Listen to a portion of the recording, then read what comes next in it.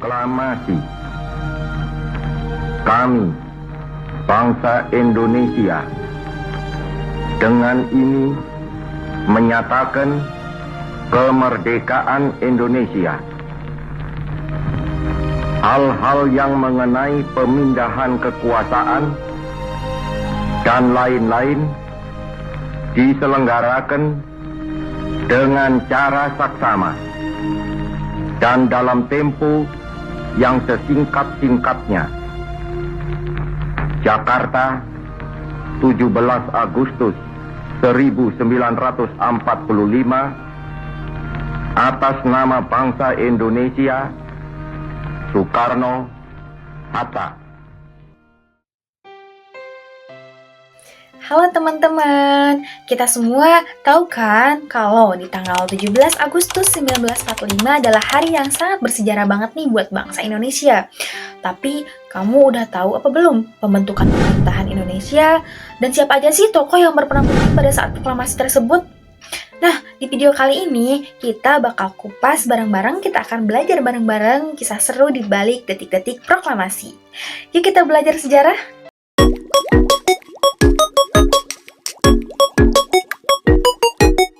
Nah, yang pertama yaitu pembentukan pemerintahan Republik Indonesia.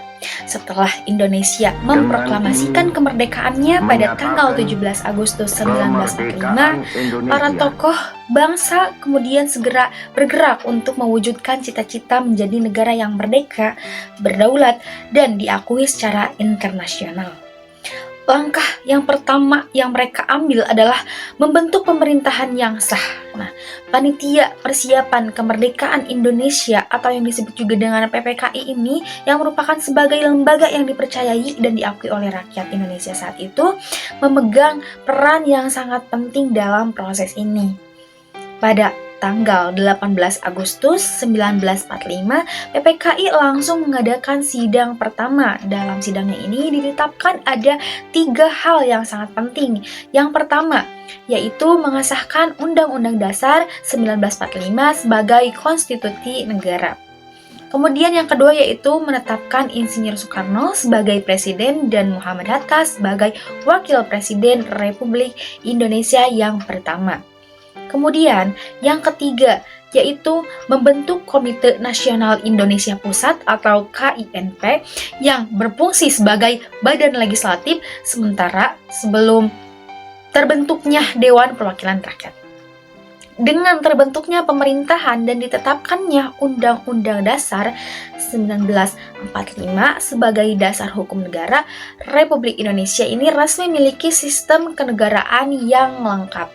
Hal ini menjadi fondasi penting agar kehidupan rakyat berjalan dengan teratur.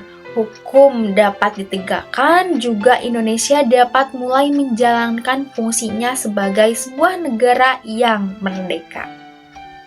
Nah, bagaimana sih gitu proses pembentukan pemerintahan dan alat kelengkapan negara pasca proklamasi? Berikut tahapannya. Yang pertama yaitu penetapan Undang-Undang Dasar 1945 sebagai konstitusi negara. Sebagai konstitusi negara, Indonesia adalah tonggak yang sangat penting dalam sejarah kemerdekaan Indonesia. BPUPKI atau Badan Penyelidikan Usaha-Usaha Persiapan Kemerdekaan Indonesia dibentuk untuk menyiapkan peralihan antara National Foundation dan konstitusi. Setelah BPUPKI diselesaikan, kemudian PPKI atau Panitia Persiapan Kemerdekaan Indonesia didirikan. Perumusan konstitusi BPUPKI menyusun rancangan konstitusi dengan membentuk komite kecil, termasuk Komite Konstitusi. Rancangan konstitusi diajukan pada konferensi BPUPKI. Nah, sehari setelah hukuman kemerdekaan keputusan oleh PPKI, pada 18 Agustus, PPKI secara resmi menetapkan konstitusi sebagai Konstitusi Republik Indonesia. Nah, dalam proses yang sama, Insinyur Soekarno tentu sebagai presiden dan wakilnya yaitu Muhammad Hatta mengesahkan Undang-Undang Dasar 1945 yang sehingga menjadikan bangsa Indonesia memiliki konstitusi dan dasar hukum yang jelas. Maka rakyat Indonesia Nah, tahapan yang kedua yaitu pemilihan presiden dan wakil presiden. Pemilihan presiden dan wakil presiden selama pendirian Republik Indonesia dilakukan dengan keputusan politik oleh para pendiri itu sendiri, bukan oleh pemilihan umum. Setelah pertemuan pertama Komite Persiapan Indonesia atau PPKI diadakan yang menyatakan kemerdekaan Indonesia. Beberapa keputusan penting dibuat dalam sesi ini, salah satunya adalah memilih Presiden Muhammad Hatta sebagai wakil presiden pertama Republik Indonesia. Pilihan ini dibuat dengan pujian anggota PPKI yang dianggap sebagai suara orang Indonesia pada saat itu. Nah, oleh karena itu, proses ini adalah penunjukan langsung berdasarkan perjanjian rakyat, bukan melalui koordinasi rakyat. Kemudian tahapan yang ketiga yaitu pembentukan pemerintahan daerah dan departemen. Setelah menetapkan Undang-Undang Dasar 1945 dan memilih presiden serta wakil presiden, PPKI melanjutkan sidang keduanya pada tanggal 19 Agustus tahun 1945. Sidang ini membahas pembentukan alat kelengkapan negara, di mana hasilnya ini PPKI membentuk 12 kementerian atau departemen, juga mengangkat 4 menteri negara, dan menetapkan pembagian wilayah Indonesia ke dalam 8 provinsi masing-masing yang dipimpin oleh seorang gubernur. Langkah ini penting untuk menjalankan pemerintahan secara struktur, baik di tingkat pusat maupun daerah, demi menjaga keutuhan dan kedaulatan negara yang baru merdeka. Kemudian tahapan yang terakhir yaitu pembentukan Komite Nasional Indonesia Pusat atau KINP, Lembaga Pertahanan Negara dan Partai Politik. Pada tanggal 22 Agustus 1945, Panitia Persiapan Kemerdekaan Indonesia atau PPKI mengadakan sidang ketiga yang menghasilkan keputusan penting bagi masa depan bangsa Indonesia. Dalam sidang tersebut, PPKI memutuskan untuk membentuk Komite Nasional di seluruh Indonesia yang berpusat di Jakarta.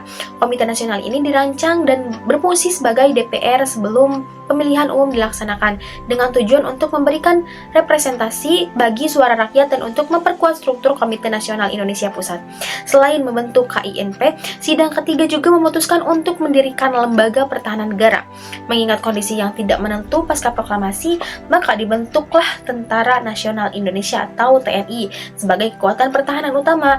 TNI juga bertugas untuk melindungi kemerdekaan dan kedaulatan negara dari ancaman yang terjadi dari luar, serta menjaga keamanan dalam negeri. Pembentukan ini juga merupakan salah satu langkah strategis untuk menghadapi berbagai tantangan yang dihadapi bangsa pada saat itu. Di samping itu, pada sidang yang sama, PPKI juga membahas tentang pentingnya partai politik sebagai wadah bagi aspirasi politik rakyat.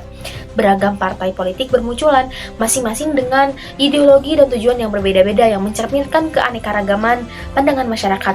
Partai politik juga berperan penting dalam proses demokrasi yang akan datang, memberikan ruang bagi rakyat untuk berpartisipasi dalam pengambilan keputusan dan pengawasan pemerintahan.